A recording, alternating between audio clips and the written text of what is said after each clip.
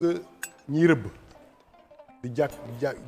jàkkaarloog gaynde yeex bukki yi ci àll bi suñu ñibbee ñoom ñooy nettali rëbb ga na mu demee woon mais tant que rëbbkat yi ñooy nettali histoire bi duñu wax histoire bi seen bopp la ñuy faral duñu xam dafa xew dëggantaan mu ne pour ñu xam histoire u àll bi ak rëbb ga fay am foog gaynde yi am seen historien ñu nit foog ñu am suñu historien mais suñu histoire bu suñoo rëcc tubaab yee ko bind li ci téere yi tubaab yee ko bind mais géwél yeex ñeeño yi ñu ngi fi bàjjen yeex maam yi ñu ngi fi di ñu léebal di ñu lippoonal di ñu wax naka la woon démb li ñuy wax nii léegi ci Ndakaaru rafet na taaru na wante histoire bi mu ngi ko tàmbalee 1857 19e siècle bi tubaab bi ñëwee wala tàmbalee rubrique bi mu def alors que histoire u Ndakaaroo mag loolu lébu yi rek biñ fiy dugg si ay 1400 dañ fi duggoon te biñ fiy ñëw fekk nañ fi soose yi avant soose yi di ñëw am na ñu fi newoon il y a 4000 ans il y avait un chantier naval à Cap Manuel un chantier naval à Cap Manuel il y a 50 000 ans il y avait des industries lithiques à Rebeuss et à Niayes-Thioker donc presqu'île du Cap-Vert ba ko nature bi tëggee ba mu taxaw il y a des millions d'années de cela parce que diggante Mauritanie ba ngay def Guinée benn golfe la woon bu dugg ba Kédougou il y a des millions d'années mu am ay éruptions volcaniques éruptions yooyu ñoom ñoo créé les îles de Madeleine ñoo créé île de Gorée ñoo créé Cap Manuel bu éruptions yi amee ba pare ñu dund ay millions yi at suuf si di dajaloo bu presqu'île du Cap-Vert taxaw mais bu presqu'île du Cap-Vert taxawee nag ay population jaar nañ fi yu bëree bëri ba ni fi lébu yi ñëwee au 14e siècle bi ñu dugg see mais ñoom dañu ne dëkk raw fii mooy dëkk raw mooy le pays refuge ku fi ñëw raw ku fi ñëw mucc nga te lébu yi sax dégg naa ne fu ñu jógee dafa sori depuis ci biir Afrique di wàcc si ba yegg si Dakar soo xoolee taarixu Cheikh Anta Diop 5 siècles avant Jésus-Christ boobu fekk na lébu yéex séeréer yéex population yi nekk fii yëpp ñu ngi woon Égypte fondé la civilisation pharaonique donc Égypte bii nga xamante ne nee nañu fa la civilisation jugee fa la xar baax yëpp juddoo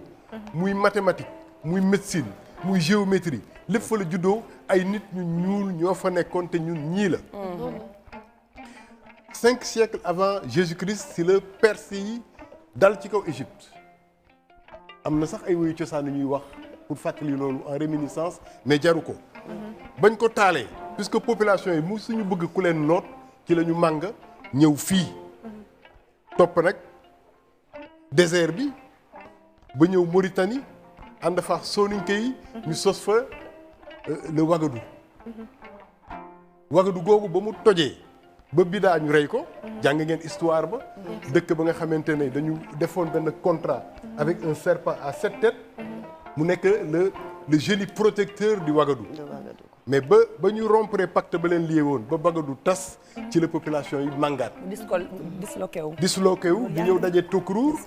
topp dex gi ñëw Waalo dem Lac de Guiers ba bi njaay ñëwee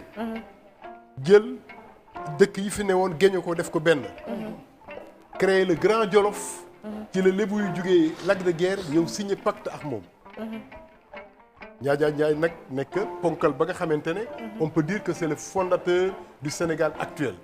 parce que moo boole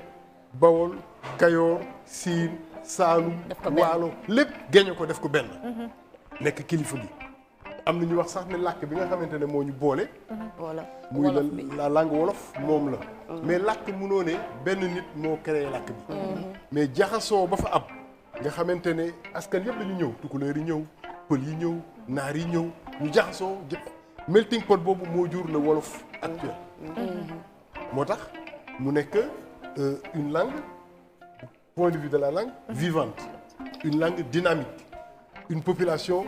qui parvient à phagocyter d'autres entités dugal leen ci boppam moo tax ñi nga xamante ne dañu bëgg a desoo seen bopp toujours dañuy ragal jaxasoo ak cette population là donc lébu yi pour revenir à nos sujets foofa la ñu newoon avec Njaajaan Njaay à un moment donné puisque c'est un peuple épris de liberté jikko junqóob la ñu yor dañoo mën a bañ waaw jikko junqóob xam nga junqóob bañ nekkee xale di ko napp soo demee buuru géej soo dee bi bàyyi loxo tànkam junqóob day gedd ba gedd tànkam tànk boppam donc jikko boobu moo nekk ci ñoom. ba ñu demee ba Jolof googu mu am benn kilifa buy def maanaam genre dictature. di noot bàyyiwul gars yi ak seen liberté te ñoom ils sont épris de liberté ci la ñu gàddu seen i bagages nag daal di mànga.